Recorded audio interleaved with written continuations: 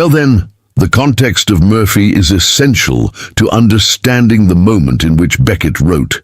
He, an Irishman living in Paris at the time, was strongly influenced by thinkers such as Descartes, Schopenhauer, and Freud. These influences appear explicitly in the novel, especially in the way Beckett deals with the mind-body dualism. There is no doubt that this book marks a turning point in the author's work, which would later delve into the theatre of the absurd and the idea of an essentially meaningless life, as we see in Waiting for Godot. However, even in Murphy, the tension between the search for meaning and the lack thereof is a constant. The plot of the novel revolves around Murphy, a man who feels deeply uncomfortable with the physical world and desires above all else to take refuge in his own mind, far from the demands and pains of practical life. He lives in London and is in a relationship with Celia Kelly, a prostitute with a much more pragmatic view of life. While Celia tries to bring Murphy back, asking him to find a job and stabilize his life, Murphy only wants to escape what he considers a burden, the body, physical reality.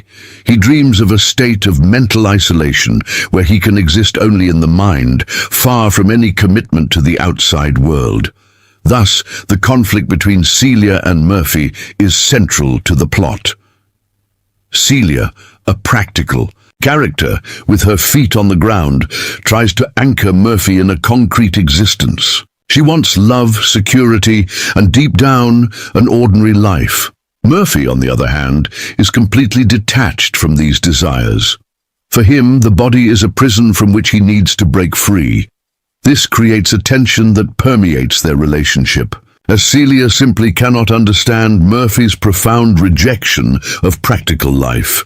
And who could blame her? In the society that values work, stability, and love, Murphy is the odd one out who rejects it all. Well then, at a certain point in the narrative, Murphy accepts a job at a psychiatric hospital. This setting, in a way, materializes many of the internal dilemmas he faces. At the hospital, he feels drawn to the patients, who seem to live in a separate reality, detached from the outside world and immersed in their own minds. For Murphy, these patients are a kind of mirror of what he wants to achieve, a complete disconnection from physical reality and a life lived entirely in the mind. Here, it is worth talking a bit about the characters that surround Murphy and how they help to develop the central themes of the book.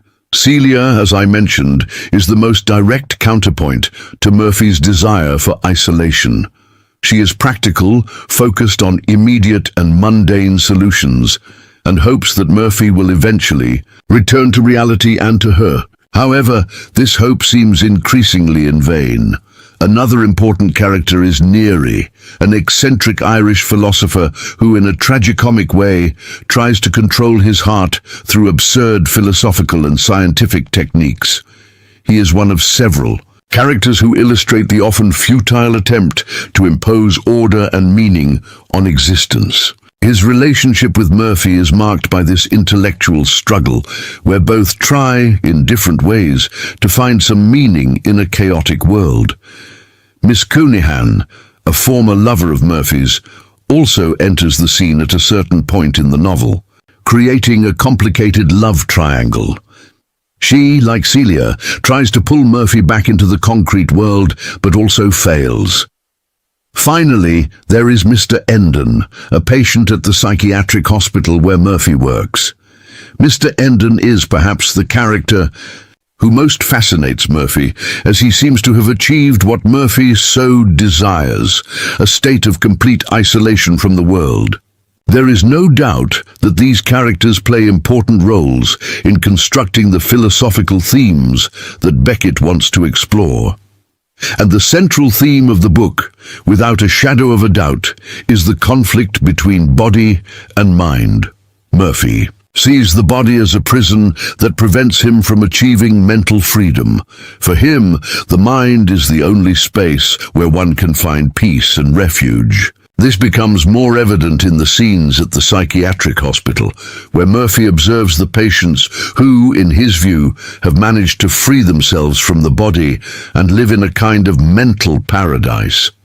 That being so, it is impossible to talk about Murphy without mentioning the theme of the absurd. Beckett, even in this novel, deals with the idea that life lacks a greater purpose. The search for meaning, according to him, is something in vain, and Murphy, by rejecting work, love, and responsibility, personifies this idea. He sees all these things as human attempts to impose meaning on an existence that, deep down, is essentially meaningless. Another strong theme in the book is alienation. Murphy feels deeply alienated from practically everything, from society, from the people around him, and, perhaps most importantly, from his own body.